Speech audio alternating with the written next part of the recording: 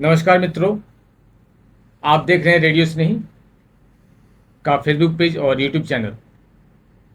आज हम एक बहुत ही महत्वपूर्ण विषय को लेकर आपके बीच आए हैं। जैसा कि सबको पता है कि लोकतंत्र का महापर्व शुरू हो चुका है। पूरे देश में इसकी डंका इनकी इसकी इसकी शुरुआत हो चुकी है।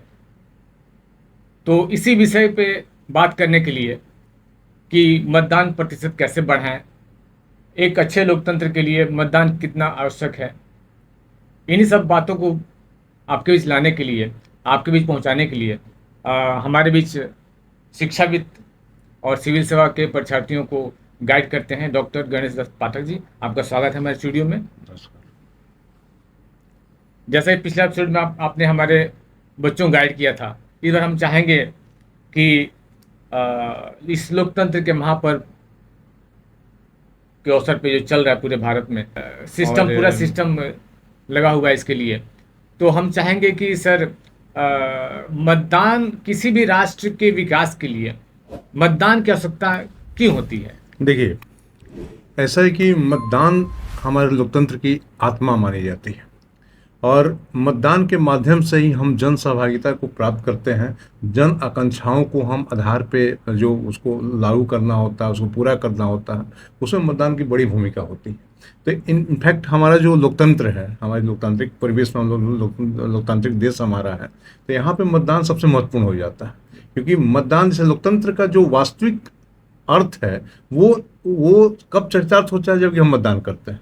क्योंकि जैसे अब्राहम लिंकन ने कहा था कि मतदान लोकतंत्र क्या है, लोकतंत्र जनता का, जनता द्वारा जनता के लिए शासन है। ये कब धरातल पाएगा, जबकि हम मतदान करेंगे, हम अपने प्रतिनिधियों का सही तरीके से चयन करेंगे और वो प्रतिनिधि जाके हमारे देश की नीतियों का निर्धारण करेंगे और हमारे देश की जो व्यवस्थाएं होंगी उसी हिसाब से चलेगी। तो इसलिए मतदान जो है, इसको लोकतंत्र का प्राणवायु भी कहा जाता है और मतदान सबसे महत्वपूर्ण क्रियाविधि है। तो ये सबसे बड़ा इंपॉर्टेंट चीज़ है। दूसरा चीज़ कि जब हम मतदान करते हैं तो इससे हमारा क्या होता है, लोकतंत्र परिपक्व होता है और उसको मजबूती मिलती है। जो हमारी जो भी समाज में विविध आयाम है समाज के, उनको भी एक तरह से एक भूमिका उनकी बनती है मतदान के माध्यम से, वो भी सरकार में सहभागी बनते हैं। इसलिए मतदान बहुत महत्वपूर्ण चीज़ है। सारी योजनाओं को सही तरीके से लागू करने के लिए अच्छे प्रतिनिधियों का होना जरूरी है और वो मतदान के माध्यम से चयन करते हैं। जी, बिल्कुल सही कहा आपने कि अगर हम मतदान करेंगे और मतदान के द्वारा जिन प्रतिनिधियों को चुन के हम पार्लियामेंट में भेजेंगे, वो हमारे नीतियों को निर्धारित करेंगे और समाज को एक नई दिशा देने के लिए आगे बढ़ेंगे। तो सर, अभी तक का जो इतिहास रहा है, वोट प्रतिशत बढ़ाने के लिए लगातार भारत सरकार प्रयास करती है और इलेक्शन कमीशन ऑफ इंडिया प्रयास करती है। अभी तक अभी तक के प्रयास से मतदान प्रतिशत क्या रहा है?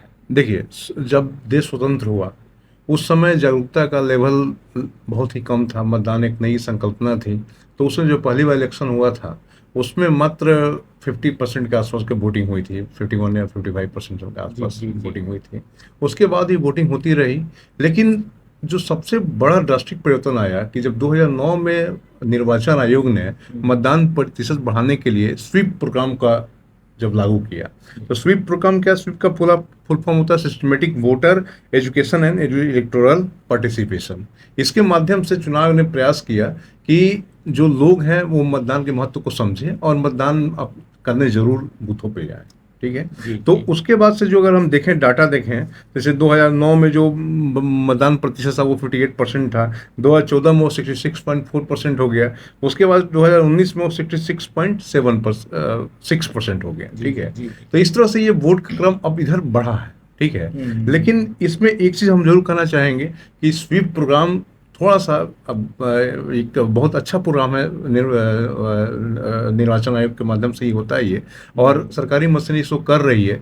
लेकिन ये थोड़ा सा ये है कि इसमें थोड़ा सा संसाधनों का सदुपयोग जरूरी है और उसको जन आंदोलन बनाने की आवश्यकता है ताकि जनता उसे जुड़े। क्योंकि जनता का जुड़ना जरूरी है, केवल सिर्फ पोस्टर बैनर लगाने से नहीं होता है। जनता को जोड़िए उसके साथ, जनता मतदान के महत्व को समझे और मतदान करने को आगे आए।